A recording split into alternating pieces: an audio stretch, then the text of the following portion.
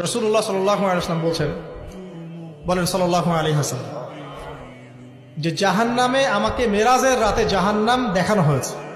মেরাজের রাতে আমাকে জাহান্নাম দেখানো হয়েছে।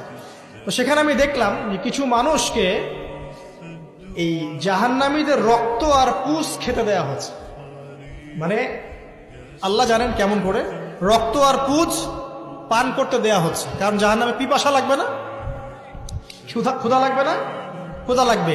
খাবার খেতে চাইলে জাক্কুম, আর পানি খেতে চাইলে হামিম, গরম উত্তপ্ত পানি।